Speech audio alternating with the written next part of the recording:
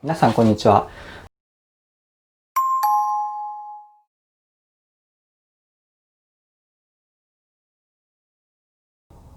誰が受賞するのかということですよね。これ、あれですね、もう10月8日の木曜日ですね、に、発表になるんですけれども、これはですね、結論から申しますとね、村上春樹さんはね、ちょっと今回は取れないんじゃないかなというふうに考えております。で、何回もね、候補になっては、受賞ならずというふうなことがニュースになってるわけですけれども、ですね、どうして難しそうだというふうに私が考えているかというとですね、まずノーベル文学賞っていうのは言語によって平等になるように持ち回りで受賞者が決められているんですね。で例えば、英語を使う英語で創作をされる作家さんだけに偏ったりするとやっぱりちょっと世界的な賞ではないというふうな、批判を受けることになりますから、結構まんべんなくどの国どの地域のどの言語も通るような、に工夫をされているんですよね。でじゃあこの2010年からちょっとこの10年間のどうなっているのかという言語によってどんな言語の作家が取られているのかということをちょっとリストアップしてみました。まず2010年からいきますね。2010年スペイン語、で11年がスウェーデン語、12年が中国語、で13年が英語、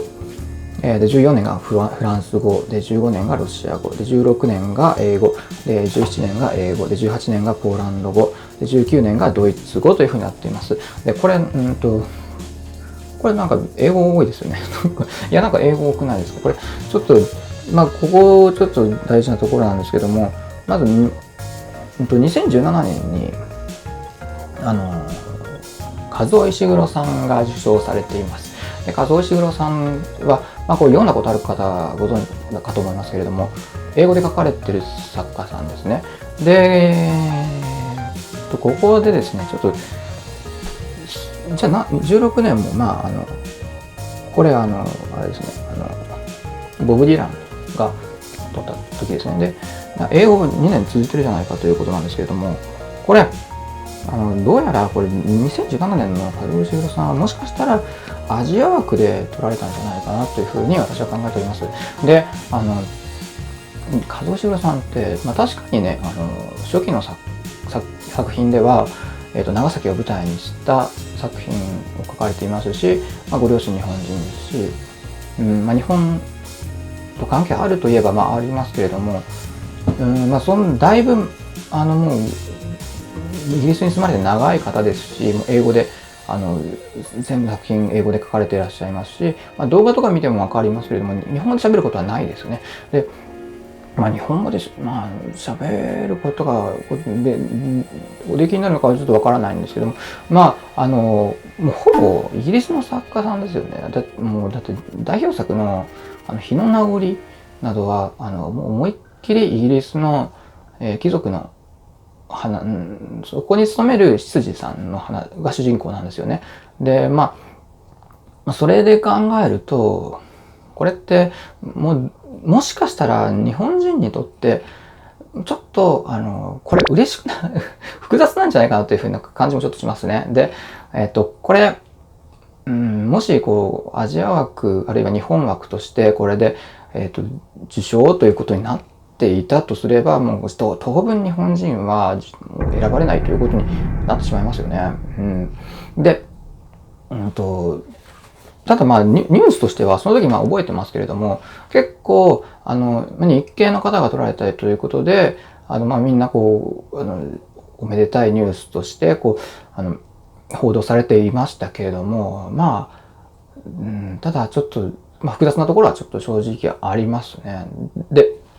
じゃあ今年どうなるんでしょうという話なんですけれども、今年は一つ考えられるのは北欧ですよね。で2011年スウェーデンの、作家さんが取られているので、今年そろそろあるんじゃないかと考えますが、ただ北欧ってやっぱり北欧に偏ってるっていう批判もあるんですよね。でノーベル文学賞というかノーベル賞の本拠地がスウェーデンにあるので、やっぱりその偏ることが批判されてるってこともあるんですよ。で、じゃあ、まずそこはちょっと置いといて、他にじゃあ、あり得るとしたら、何かというと、2010年